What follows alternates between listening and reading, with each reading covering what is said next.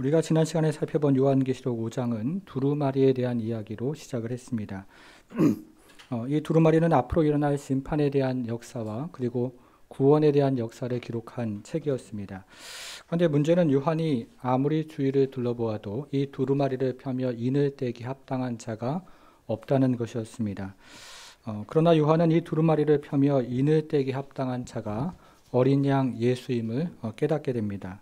그래서 어린 양을 경배하는 천상의 예배가 시작이 되는데요. 이것이 우리가 지난 시간에 살펴보았던 요한계시록 5장의 내용입니다. 여러분, 그런데 우리가 오늘 읽은 본문을 보면 오늘 본문은 분위기가 완전히 바뀌는 것을 알게 됩니다. 오늘 본문은 이 땅에서 일어나는 재앙과 관련된 일들이 기록이 되어 있습니다. 천상에서 어린 양이 인을 뗄 때마다 이 땅에서 일어나는 재앙과 관련된 내용이 오늘 본문에 기록이 되어 있습니다. 그래서 오늘은 재앙 중에도 멈추지 않는 복음의 역사라는 제목으로 어린 양이 첫 번째 인부터 네 번째 인을 뗄 때까지의 이야기를 함께 살펴보겠습니다. 오늘 본문의 첫 번째 이야기는 어린 양이 첫째 인을 떼는 이야기로 시작을 합니다. 6장 1절과 2절을 다시 한번 같이 읽어보겠습니다. 시작. 내가 봄에 어린 양이 7인 중에 하나를 떼시는데 그때 내가 들으니 내 생물 중에 하나가 우레소리같이 말하되 오라 하기로 이에 내가 보니 흰 말이 있는데 그 탄자가 활을 가졌고 면류관을 받고 나아가서 이기고 또 이기려고 하더라. 어린 양이신 예수님께서 첫 번째 인을 떼십니다. 이때 네 생물 중에 하나가 큰 소리로 오라 이렇게 말을 하자 흰 말이 등장을 합니다. 여러분 주포의 첫째인 옆에다가요 흰 말이라고 적어보겠습니다. 어린 양이신 예수님께서 첫째인을 떼자 흰 말이 등장을 하는 것입니다. 그런데 요한이 자세히 보니까요 이 흰 말에 탄 자가 있는데 흰 말에 탄 자가 면류관을 받고 이기고 또 이기더라 하는 것입니다. 여러분 그러면 여기에 등장하는 흰 말에 탄 자는 누구를 상징하는 것일까요? 요한이 살던 당시의 흰 말에 탄 자는 유브라데스 강 동편에 살고 있는 파르티아인들을 상징합니다. 유브라데스 강 동편에 살고 있는 파르티아인들이 당시에 흰 말에 타고 다니는 사람들이었는데요. 이 사람들은 달리는 말 위에서 활을 능숙하게 쏘는 그런 굉장히 기병대로 유명한 민족이었습니다. 특별히 이들은 주전 55년과 주후 62년 두 차례에 걸쳐서 로마 군대와 전쟁을 해서 큰 승리를 거두는데요. 이들은 로마 군인들도 두려워할 정도로 아주 굉장히 큰 군사력을 가진 존재였습니다. 여러분 그러나 여기에 등장하는 백마를 탄 자는 단지 역사의 어떤 특정한 시점에 있었던 군사적인 정복을 의미하지는 않습니다. 여기에 등장하는 백마를 탄 자는 예수님의 초림과 재림 사이에 등장하는 모든 군사적인 정복을 이야기한다. 이렇게 이해하시면 좋을 것 같습니다. 여러분 그러면 여기에 등장하는 흰말을 탄 자는 궁극적으로 누구를 의미하는 것일까요? 여기에 등장하는 흰말을 탄 자가 궁극적으로 누구를 의미하느냐를 두고 많은 견해가 있지만 저는 여기에 등장하는 흰말을 탄 자가 궁극적으로 그리스도를 의미한다고 해석을 합니다. 제가 그렇게 해석하는 몇 가지 이유가 있는데요. 첫째로 요한계시록에서 흰색은 의를 상징하는 색깔입니다.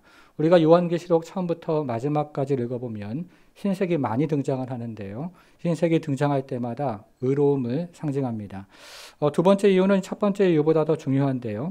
우리가 요한계시록 19장을 읽어보면 흰 말을 탄 자가 실제로 등장을 하는데 흰 말을 탄 자의 이름이 충신이요 그리고 진실이요 그리고 때로는 하나님의 말씀이라고 불려지고요. 또 심지어는 만왕의 왕이요 만주의 주라고 불려지기 때문에 여기에 등장하는 흰말을 탄 자를 그리스도라고 해석을 하는 것입니다. 여러분 이런 이해를 가지고 2절을 다시 한번 보겠습니다. 2절을 다시 한번 보니까요. 이에 내가 보니 흰말이 있는데 그 탄 자가 활을 가졌고 면류관을 받고 나아가서 이기고 또 이기려고 하더라. 이것은 그리스도의 복음이 이기고 또 이기려고 한다. 이런 의미를 가지는 것 그렇게 이해가 됩니다. 여러분 성경의 흰말 옆에다가요. 복음이라고 한번 적어보겠습니다. 여러분 가지고 계시는 성경 흰말 옆에다가 복음이라고 적어보겠습니다. 여러분 지난 2000년 동안 복음이 어떻게 확장이 되었습니까? 이 팔레스틴 땅에서 시작된 하나님의 나라가 1세기가 채 가기도 전에 로마 전역에 퍼져나갔고 로마 황제의 집안에서도 신자가 생겨나기를 시작했습니다. 그리고 초대 교회가 시작된 250년 동안에 박해가 끊임없이 일어났지만 그러나 복음의 역사는 멈추지 않고 계속해서 확장이 되었습니다. 그래서 이 콘스탄티누스 황제 때 밀라노 칙령을 통해서 이 기독교가 공인이 되었고요. 테오도시우스 때 기독교가 국교가 되는 역사가 있었습니다. 그 이후에 복음은 유럽을 넘어서 신대륙으로 전파가 되었고 19세기 후반이 되면 우리가 사는 아시아뿐만 아니라 남아메리카 그리고 아프리카까지 복음이 전파가 되었습니다. 그리고 지금은 모든 민족과 열방과 방언 가운데 복음이 힘있게 전파되어지고 있는 그런 시대를 우리는 살아가고 있습니다. 흰말을 탄 자가 이기고 또 이기더라 하는 세상을 우리가 살아가고 있는 것입니다. 이것이 첫 번째 인입니다. 오늘 본문의 두 번째 이야기는요. 어린 양이 두 번째 인을 떼는 것으로 시작을 합니다. 3절을 한번 보겠습니다. 3절. 둘째 인을 떼실 때에 내가 들으니 둘째 생물이 말하되 오라 하니 4절을 한번 보시면요. 이에 다른 어떤 말입니까? 붉은 말이 나오더라. 어린 양이신 예수님이 두 번째 인을 떼십니다. 이때 둘째 생물이 큰 소리로 오라 이렇게 외치자 이번에는 붉은 말이 등장을 합니다. 주보에 둘째 인 옆에다가요. 붉은 말이라고 적어보겠습니다. 어린 양이 두 번째 인을 떼자 붉은 말이 등장을 하고 있습니다. 여러분 그런데 이 붉은 말의 탄 자는 이 땅에 세 가지를 가져옵니다. 4절을 한번 다시 보겠습니다. 이에 다른 붉은 말이 나오더라. 그 탄 자가 허락을 받아 자, 첫 번째 땅에서 화평을 제하여 버리고 두 번째 서로를 죽이게 하고 세 번째 또 큰 칼을 받았다. 이렇게 되어 있습니다. 자, 첫째로 붉은 말을 탄 자가 화평을 제하여 버립니다. 그런데 여기에 등장하는 화평이라는 말이 원문에서는 그 앞에 정관사가 있기 때문에 모든 사람들이 갈망하는 진정한 화평을 의미하고 있습니다. 이사야 선지자가 말하는 것처럼 어린 양과 표범이 함께하는 화평이고 젖된 아이가 사자의 독사의 굴에 소를 넣어도 해를 입지 않는 화평을 말하는 것입니다. 그런데 붉은 말을 탄 자가 이 진정한 화평을 제하고 있습니다. 둘째로 이 붉은 말을 탄 자는 서로 죽이는 일을 가져옵니다. 그런데 여기서 서로를 죽인다는 말은 개인적인 살인을 의미하는 단어로 되어 있지 않고요. 원문에서는 야만적인 학살을 의미하는 단어로 되어 있습니다. 그래서 여기에 등장하는 서로를 죽인다는 말은 전쟁을 의미하고 있습니다. 세 번째로 붉은 말을 탄 자는 전쟁에서 사용하는 무기가 있는데요. 그 무기가 뭐라고 되어 있습니까? 그 무기가 큰 칼이라고 되어 있습니다. 붉은 말을 탄 자가 큰 칼을 가지고 화평을 제하여 버리고 서로가 서로를 죽이는 일을 불러오고 있는 것입니다. 그래서 붉은 말을 탄 자가 이 땅에 가져오는 것은 바로 전쟁입니다. 여러분 성경의 붉은 말 옆에다가는요. 전쟁이라고 한번 적어보셔요. 붉은 말 옆에다가 전쟁이라고 한번 적어보겠습니다. 여러분 인류의 역사는 전쟁의 역사다 이런 말이 있습니다. 전쟁의 역사를 연구한 학자들에 의하면 인류 역사의 97%가 전쟁의 기간이고 단지 3%가 평화의 기간이라고 하는데요.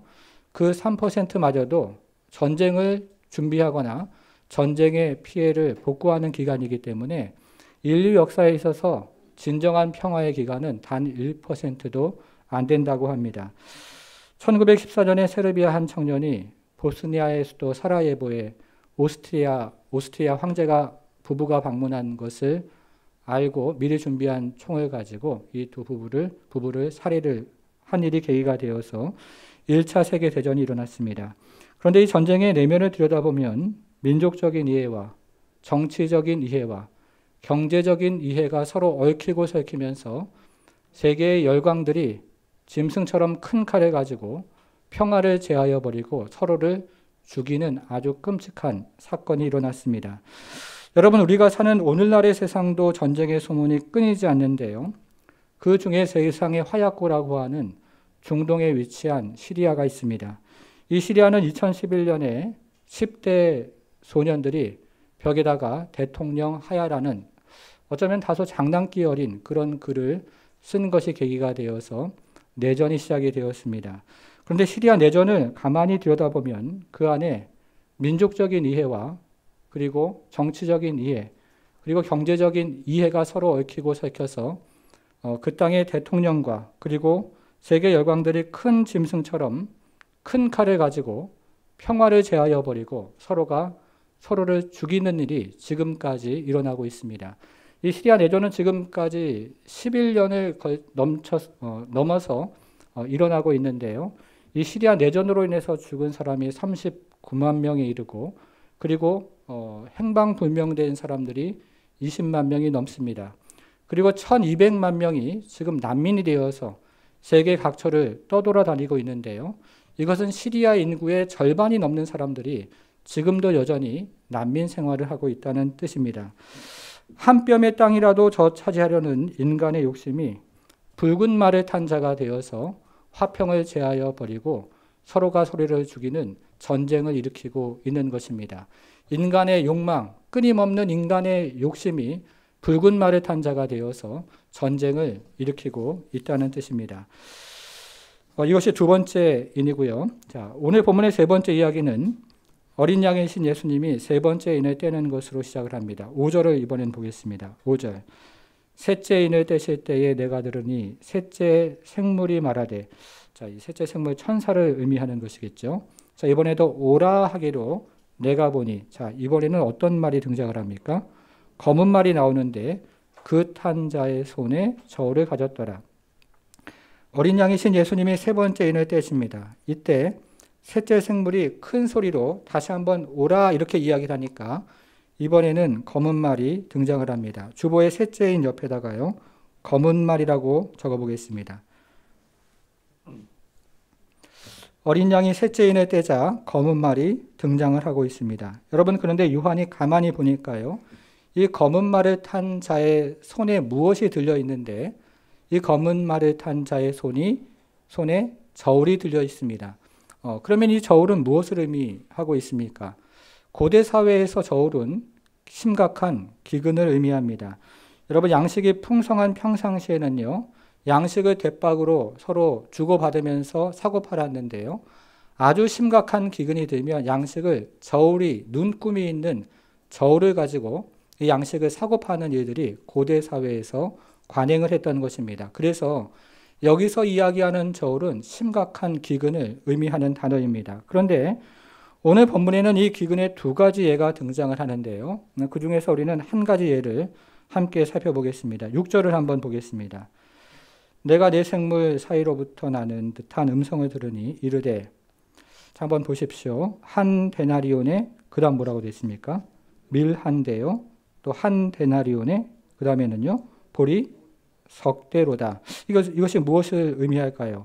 여기에 등장하는 밀과 보리는 당시 사람들이 먹는 주식이었는데요. 당시에 부유한 사람들은 비싼 밀을 주식으로 먹었고 가난한 사람들은 비교적 싼 보리를 주식으로 사용했습니다. 그리고 밀 한 대라는 이야기는요, 한 사람이 하루 먹을 수 있는 양을 의미하는 것이고요. 보리 석대라는 것은 3명으로 구성되어 있는 그런 작은 가족이 하루에 먹을 수 있는 양을 의미하고 있습니다. 그리고 여기에 등장하는 한 데나리온은 당시 노동자들의 하루 품삯을 이야기하고 있습니다. 여러분, 그러면 지금 우리가 읽은 이 구절은 무엇을 의미하는 것일까요? 당시 노동자가 하루 종일 열심히 일을 해서 한 데나리온을 벌었는데요. 이 데나리온을 가지고 살 수 있는 밀의 양이 고작 본인 혼자 하루 먹을 수 있는 양이었다 하는 그런 의미가 됩니다. 한 노동자가 하루 종일 열심히 일을 해서 한 데나리온을 벌었는데 이 데나리온을 가지고 보리를 살 수 있는 양이 작은 가족, 3명으로 구성된 작은 가족이 먹을 수 있는 고작 그 정도의 양밖에 되지 않았다 하는 의미가 되는 것입니다. 이것은 굉장히 심각한 인플레이션을 뜻하고 있습니다. 그래서 검은 말을 탄 자는 이 땅에 기근을 가져오는 것을 상징합니다. 성경에 검은 말 옆에다가 기근이라고 적어보겠습니다. 여러분 가지고 계신 성경에요. 검은 말 옆에 기근이라고 적어보겠습니다. 자, 여기까지 정리를 해보면요. 흰 말은 복음을 상징하고요. 붉은 말은 뭡니까? 전쟁이고요. 검은 말은 재앙으로 기근을 지금 상징하고 있습니다. 여러분, 그런데 오늘날 대한민국을 살아가고 있는 저와 여러분들은 이 기근에 대해서 아주 커다란 그 감흥이 느껴지지가 않습니다. 그러나 오늘날 거대한 기근이 지구촌을 덮고 있는데요. 매년 2,200만 명이 넘는 사람들이 기근으로 굶어 죽고 있는데 매년 2,200만 명이라는 우리나라 인구의 거의 절반에 가까운 사람들이 기근으로 굶어 죽고 있습니다. 이것을 시간으로 환산하면요. 1.5초마다 한 사람씩 기근으로 굶어 죽고 있다는 뜻인데요. 지금 이 시간에도 지구 어딘가에는 1.5초마다 기근으로 굶어 죽어가는 사람이 있다는 뜻입니다. 그런데 기근으로 굶어가는 사람들의 사망 원인을 대부분은 다른 질병으로 통계를 잡기 때문에 실제로는 기근으로 굶어 죽어가는 사람들이 제가 지금 말씀드린 숫자보다 훨씬 많습니다. 여러분, 이처럼 많은 사람들이 기근으로 굶어 죽어가는 이유는 무엇일까요? 옥스퍼드 대학교의 경제학자인 도널드 헤이 박사는 세계 곡물을 2%만 제대로 나누어도 기근의 문제를 해결할 수 있다. 이런 말을 한 적이 있습니다. 우리나라 사람들이 하루 버리는 음식물 쓰레기가요. 15,000톤에 이른다고 하는데요. 북한 사람들이 하루에 굶어 죽는 사람들은 10,000톤의 그 음식이 있으면 살 수가 있다고 합니다.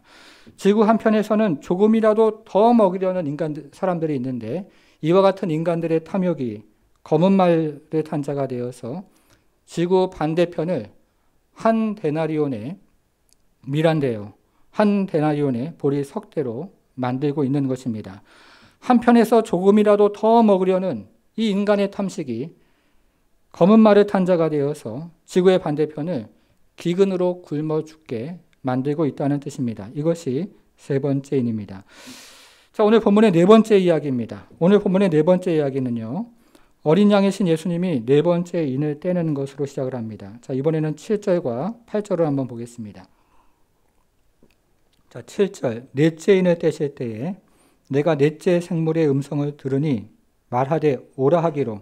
자, 8절을 한번 보셔요. 내가 봄에, 그 다음 뭐라고 되어 있습니까? 청황색 말이 나오는데 그 탄 자의 이름은 사망이요 음부가 그 뒤를 따르더라. 어린 양이신 예수께서 네 번째 인을 떼십니다. 이때 넷째 생물이 큰 소리로 오라 이렇게 부르자 이번에는 청황색 말이 등장을 합니다. 자, 주보의 넷째 인 옆에다가 청황색 말 이렇게 한번 적어보겠습니다. 넷째 인 옆에다가는요 청황색 말이라고 적어보겠습니다. 어린 양이 네 번째 인을 떼자 이번에는 청황색 말이 등장을 하는 것입니다. 그런데 이 말을 탄 자의 이름이 사망이라고 되어 있는데요. 여기서 이야기하는 사망은 나이가 들어서 죽는 사망을 말하고 있는 것이 아니라 재앙으로 죽는 사망을 뜻하고 있습니다. 천수를 누리다가 죽는 사망을 의미하는 단어로 되어 있지 않고요. 오늘날로 이야기하면 교통사고와 같은 재앙으로 죽는 사망을 뜻하는 단어로 이 사망이라는 말이 되어 있습니다. 그리고 그 다음에 등장하는 음부라는 말이 있는데요. 이 음부라는 말은 이와 같은 사망을 불러오는 권세를 말하고 있습니다. 천수를 누리지 못하고 재앙으로 죽는 사망의 권세를 음부라고 이야기하고 있는 것입니다. 그래서 청황색 말을 탄 자는 이 땅에 사망을 가져오는 자를 상징합니다. 여러분 성경에요. 청황색 말 옆에다가 자, 뭐라고 적어야 되겠습니까? 네, 사망이라고 한번 적어보세요. 청황색 말 옆에다가 사망이라고 한번 적어보겠습니다. 자, 여기까지 다시 한번 좀 기억을 해보면요. 흰 말은 복음이고요. 붉은 말은 전쟁이고요. 검은 말은 기근이고요. 청황색 말은 재앙으로 말미암은 사망을 뜻합니다. 여러분 그런데 그 다음 구절에 보니까 이 청황색 말을 탄 자가 세 가지의 방법으로 재앙으로 말미암은 사망을 가져옵니다. 8절을 한번 보니까요. 내가 봄에 청황색 말이 나오는데 그 탄 자의 이름은 사망이니 음부가 그 뒤를 따르더라. 자, 그 다음부터 한번 보겠습니다. 그들이 땅 4분의 1의 권세를 얻어 자, 첫 번째 방법 검과 두 번째 방법 흉년과 세 번째 방법 재앙으로 말미암은 사망입니다. 그 다음에 나오는 땅의 짐승들이라는 것은요, 앞에 나오는 검과 흉년과 사망으로 죽어가는 사람들을 땅의 짐승들이 해한다는 뜻인데요. 그것은 구약에서 저주의 상징입니다. 그래서 청황색 말을 탄 자가 세 가지 방법으로 사망을 가져오는데, 첫째는 검이고요, 둘째는 흉년이고요, 그리고 세 번째는 재앙으로 말미암은 사망입니다. 여러분, 그러면 다시 한번 보십시오. 이 검은 무엇과 관련이 있습니까? 자, 4절에서 큰 칼을 한번 찾아보세요. 4절에서 큰 칼을 한번 찾아보십시오. 이렇게 생각을 하면 검은 둘째 인 재앙과 관련이 있습니다. 그렇죠? 자, 그러면 그 다음에 나오는 흉년은 무엇과 관련이 있습니까? 6절에서 한 데나리온의 미란데요, 한 데나리온의 보리 석대로다. 이렇게 이야기하니까 흉년은 세 번째 인과 관련이 있습니다. 자, 그러면 사망은 어떻습니까? 사망은 우리가 지금 살펴보고 있는 넷째 인 재앙과 관련이 있습니다. 이렇게 이해를 하면 우리가 지금 읽은 이 8절은요, 검과 흉년과 사망은 우리가 지금까지 살펴본 그 모든 인 재앙과 관련이 있다 하는 것을 우리는 미루어 생각을 해볼 수가 있습니다. 여러분, 그러면 우리가 지금까지 살펴본 인과 관련된 재앙으로 죽는 사람이 얼마나 됩니까? 8절을 다시 한번 보겠습니다. 다시 한번 보니까요, 그들이, 여기서부터 한번 찾아보세요. 그들이 땅, 그 다음 한번 보시면 4분의 1의 권세를 얻어 검과 흉년과 사망과 땅의 짐승들로서 죽이더라. 이렇게 되어 있습니다. 인류의 4분의 1이 전쟁으로 죽고 기근으로 죽고 재앙으로 죽는다는 뜻입니다. 여러분, 이것은요, 예수님의 초림과 그리고 예수님의 재림 사이의 역사를 이야기하고 있는 것인데요. 예수님의 초림과 재림 사이의 역사는 인류의 4분의 1이 검으로 죽고 흉년으로 죽고 재앙으로 죽는 역사라는 뜻입니다. 자, 이것이 인에 관한 이야기인데요. 우리가 지금까지 처음 레인이 떼어질 때마다 이 땅에서 일어나는 일들을 살펴보았는데요. 처음 접하시는 분들은 이것이 다소 좀 어렵게 느껴지십니다. 실제로 요한계시록은 어려운 책이기 때문에 이 종교개혁을 했던 루터나 칼뱅조차도 요한계시록에 관한 주석이나 설교를 남기지 않았습니다. 여러분, 그러나 우리가 얼마 전에 살펴보았던 것처럼 이 말씀을 읽고 듣고 지키는 자가 복이 있다, 이런 말씀 우리가 살펴보았는데요. 그래서 우리는 기도하는 마음으로 요한계시록 말씀을 읽고 듣고 지킬 필요가 있다는 것입니다. 여러분, 그런데 지금까지 한국교회는 우리가 오늘 살펴보고 있는 7가지 인 재앙을 예수님의 재림 때에 일어나는 일이다, 이렇게 가르쳐 왔습니다. 왜냐하면 한국교회 초기교회 선교사들이 세대주의의 관점을 가지고 처음에 교회가 세워질 때 요한계시록을 가르쳤기 때문에 지금까지 한국교회는 우리가 지금 살펴보고 있는 7가지 인 재앙을 가리켜서 예수님의 재림 때에 일어나고 있는 재앙으로 가르쳤던 것입니다. 여러분, 그러나 우리가 지금 살펴보고 있는 이 인에 관한 재앙은요, 예수님의 초림과 재림 사이에 일어나고 있는 재앙이 됩니다. 다시 한번 말씀을 드리면 우리가 지금 살펴보고 있는 이 7가지 인 재앙은요, 예수님의 재림 때에 일어나고 있는 재앙이 아니고 예수님의 초림과 재림 사이에 일어나고 있는 재앙이라는 뜻입니다. 이렇게 우리가 요한계시록을 읽으면요, 이 요한계시록에 대한 이해가 완전히 바뀌는데요. 요한계시록이 단지 미래를 예언하고 있는 책이 아니라 지금 오늘을 살아가고 있는 우리에게 주시는 하나님의 살아있는 말씀이 됩니다. 요한계시록은 2021년 부산 사하구에서 지금을 살아가고 있는 저와 여러분을 향한 하나님의 살아있는 말씀이 됩니다. 여러분, 그러면 오늘 본문은 오늘날을 살아가고 있는 우리에게 어떤 메시지를 주고 있습니까? 우리가 지금까지 각각 다른 색깔을 가진 말들을 살펴보았는데요.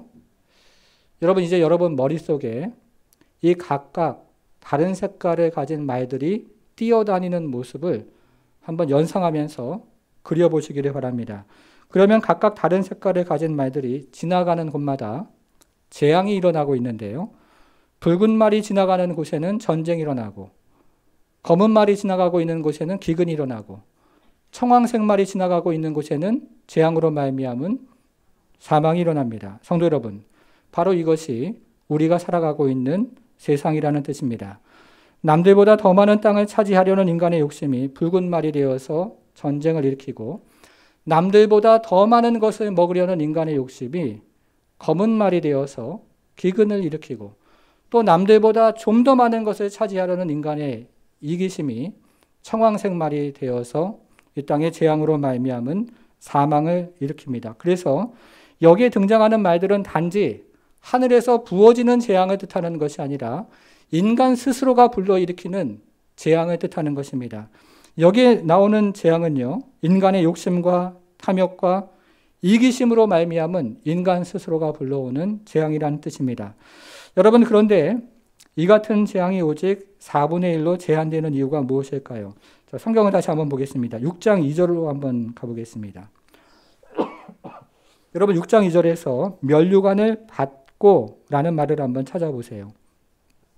여러분 찾았습니까? 네, 4절에서요.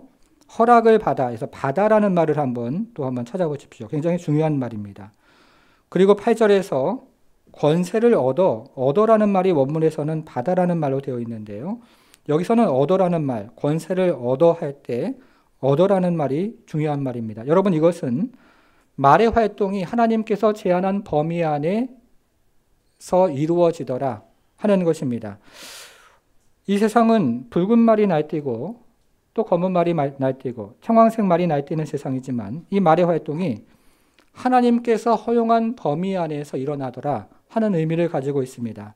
여러분, 이것이 바로 예수님의 초림과 재림 사이의 역사입니다. 예수님의 초림과 재림 사이에 극심한 혼란과 재앙이 있다는 뜻입니다. 성도 여러분, 그러나 우리가 믿음의 눈으로 세상을 바라보면 어떻습니까? 우리가 믿음의 눈으로 세상을 바라보면 흰말에 탄 자가요, 면류관을 쓰고 이기고 이기는 것을 바라보는 것이 우리가 믿음으로 세상을 바라보는 것입니다. 우리가 인간적인 눈으로 보면 이 세상은 여전히 극심한 혼란과 재앙이 날뛰고 있지만 우리가 믿음의 눈으로 바라보면 이 세상은 흰말에 탄 자가 면류관을 쓰고 이기고 또 이기더라 하는 것이 바로 우리가 살아가는 세상입니다. 여러분, 아프리카에는 56개의 나라가 있는데요. 그 중에 수단이라는 나라가 있습니다. 이 나라는 남쪽에 살고 있는 종족들과 북쪽에 살고 있는 무슬림 종족 사이에 40년 동안 전쟁이 일어나고 내전이 일어나고 있는데요. 이 과정에서 북쪽에 있는 무슬림들이 남쪽에 있는 종족들을 강제로 개종시키는 과정에서 거의 200만 명 가까이가 죽었습니다. 이 과정에서 북쪽에 있는 무슬림들이 남쪽에 있는 그 종족들을 강제로 개종시키는 과정에서 살인이 일어나기도 하고 대량으로 또 죽는 일들이 많이 일어났는데요. 특별히 그리스도인들이 십자가에 못 박아서 죽이기도 하고 인종 청소를 하는 그런 끔찍한 일들이 일어나고 있습니다.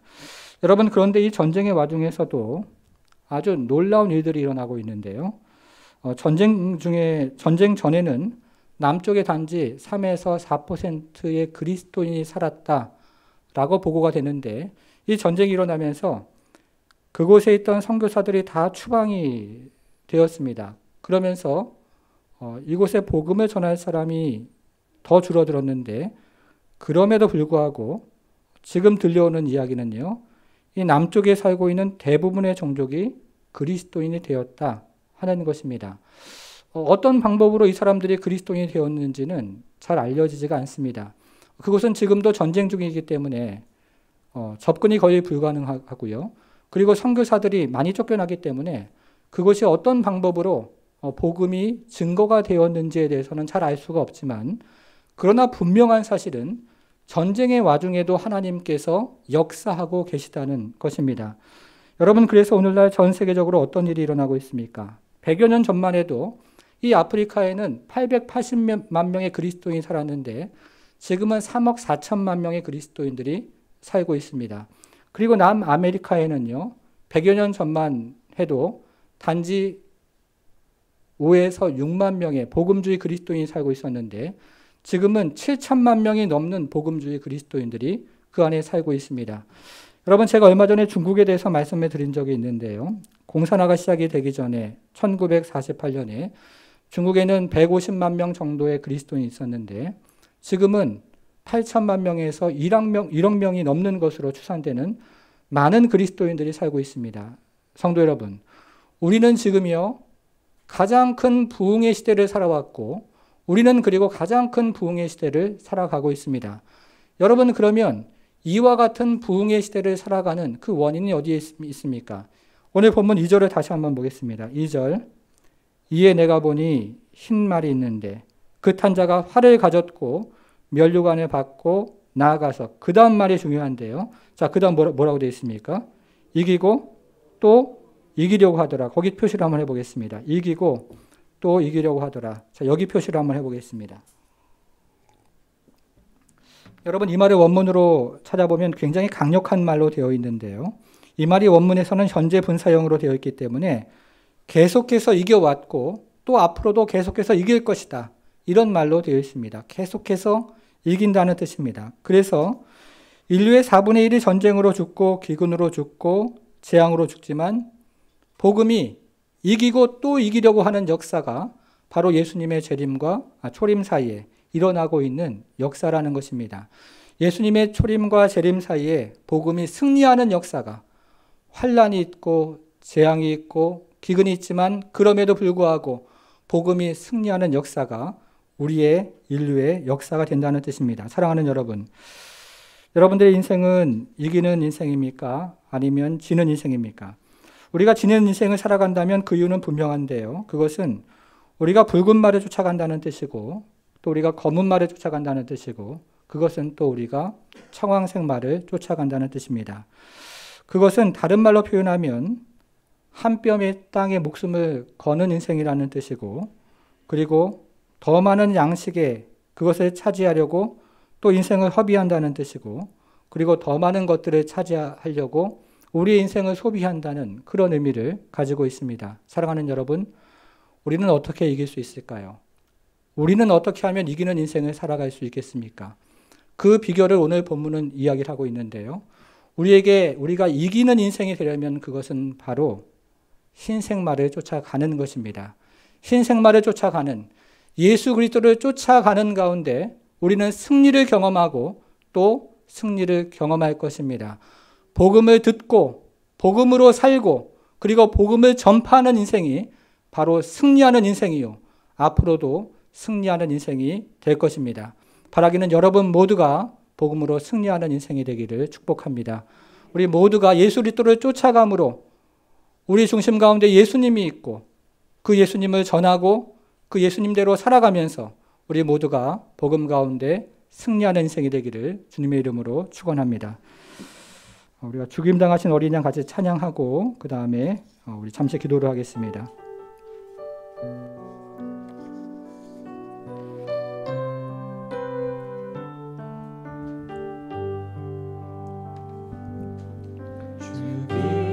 죽임당하신 어린 양,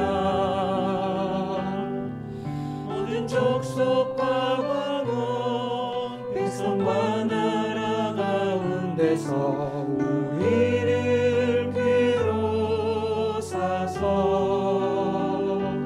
하나님께 드리셨네.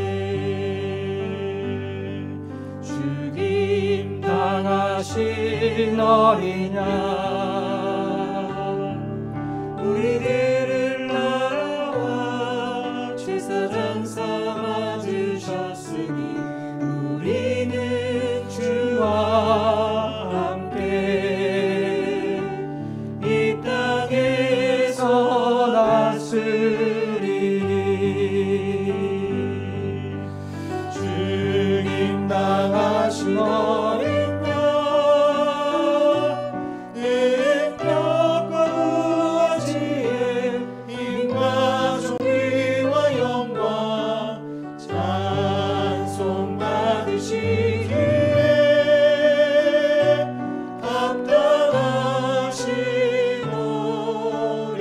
죽임당하신 어린 양, 죽임당하신 어린 양,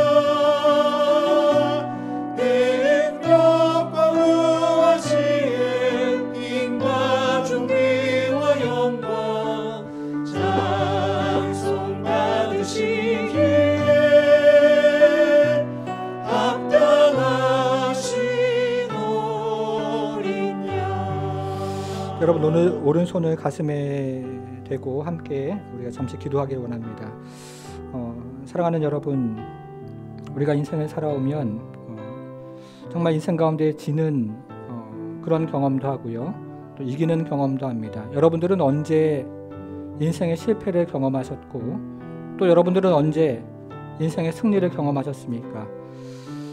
환경이 문제가 아니라요, 그리고 우리 주변에 있는 상황의 문제가 아니라 우리 마음 가운데 예수 그리스도가 보좌로 계실 때, 우리 인생의 중심에 예수님이 계실 때, 우리가 그 예수님을 쫓아갈 때 우리는 이기는 인생이 되고 또 승리하는 인생이 되지만, 우리가 우리의 힘과 우리의 능력으로 인생을 살아갈 때, 우리가 다른 것들을 쫓아가고 우리가 다른 말들을 쫓아갈 때 우리는 그때마다 실패하는 인생을 경험해왔습니다. 여러분, 남은 인생 또 이 한 주간 또 우리에게 순간순간 선택의 상황에서 우리는 무엇을 선택해야 되겠습니까? 우리가 이기는 인생이 되려면요, 우리 마음 가운데, 우리 인생의 중심 가운데 보좌에 계신 이와 어린 양을 경배하는 마음, 그분 앞에 순종하며 나아가는 마음, 그리고 그 앞에서 참으로 순종하며 드려질 때 우리는 계속해서 이기는 인생을 경험하는 그런 인생을 살아갈 것입니다. 이 시간에 우리가 기도하기를 원하는 것은, 하나님 아버지, 이기는 인생 되기를 원합니다. 하나님 아버지, 실패하는 인생 되지 않기를 원하고 이기는 인생이 되기를 원합니다. 하나님 아버지, 참으로 함께 하셔서 내 인생 중심 가운데, 마음의 중심 가운데 어린 양 예수를 따라가는 은혜가 있도록 하나님 함께 하셔서 남은 인생 이기는 자가 되게 하여 주옵소서 하는 마음 가지고 우리가 함께 소리를 내어서 주 앞에 기도하며 나아가겠습니다. 기도하겠습니다.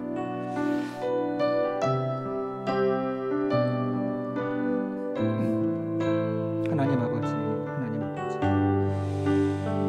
보좌에 앉으신 분과 어린 양을 찬양하는 인생이 될 수 있도록 주여 도와주시고, 복음을 듣고 또 복음을 가지고 살고 복음을 전하는 인생이 되어서 하나님 아버지, 참으로 이기는 인생, 승리하는 인생이 될 수 있도록 우리 하나님 함께해 주옵소서. 어린 양 예수를 하나님 아버지 중심에 모시며, 어린 양 예수를 하나님 아버지 중심에 가지고 하나님 아버지 어린 양 예수를 쫓아갈 때 우리 모두가 이기는 인생, 승리하는 인생, 하나님 아버지 주 앞에 참으로 나아가는 인생이 될 수 있도록 주여 도우셔서 다른 것들을 쫓아가지 아니하고 어린 양 예수 쫓아갈 때 우리 하나님 아버지 참으로 진정한 승리를 경험하는 인생이 될 수 있도록 우리 하나님 함께해 주옵소서. 성령으로 이기는 인생, 하나님 아버지 참으로 성령으로 하나님 아버지 이기는 인생, 그래서 하나님 아버지 참으로 낙심 가운데 일어서는 인생이 되게 하시고, 절망 가운데 일어서는 인생이 되게 하시고, 하나님 아버지 참으로 질병 가운데 또 고침을 받는 인생이 되게 하시며, 하나님 우리 모든 인생들이 주 안에서 승리하는 인생이 되어서 우리 하나님 안에서, 성령 안에서 하나님 아버지 이기고 또 이기는 인생이 되어서 어린 양 예수를 쫓아가며 승리하는 인생이 될 수 있도록 우리 하나님 함께해 주옵소서. 우리의 가정이 같은 승리가 일어나기를 원하고, 우리 자녀들 가운데 같은 승리가 일어나기를 원하며, 우리 일터 가운데 같은 승리가 일어나기를 원하오니 주여 불쌍히 여기시고 주여 긍휼히 여기셔서 하나님 주시는 승리하는 하나님 아버지 승리가 우리의 승리가 될 수 있도록 우리 하나님 함께해 주옵소서.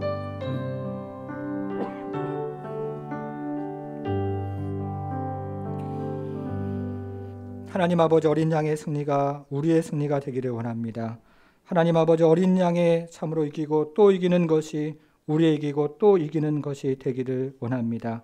하나님 아버지, 낙심 가운데 넘어져 있는 자들이 있다면 어린 양의 승리로 함께하여 주시고, 절망 가운데 있는 자가 있다면 어린 양의 승리로 일으켜 주시고, 하나님 아버지 참으로 육신의 질고 가운데 고통하는 자가 있다면 어린 양의 승리로 일으켜 주시며, 영혼 가운데 하나님 아버지의 질고를 경험하는 자가 있다면 어린 양의 승리로 일으켜 세워 주옵소서.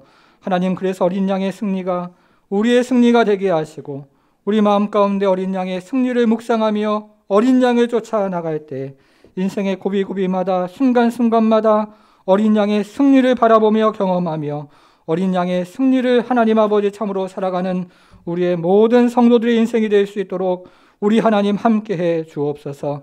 우리 자녀들도 어린 양을 쫓아 승리하는 인생이 되게 하시고, 우리의 일터에서도 어린 양을 쫓아 승리하는 인생이 되게 하시며, 우리의 가정도 어린 양을 쫓아 승리하는 가정이 되게 하시고, 이 나라 이 민족도 어린 양을 쫓아 승리하는 나라 민족 될 수 있도록 우리 하나님 함께하여 주옵소서.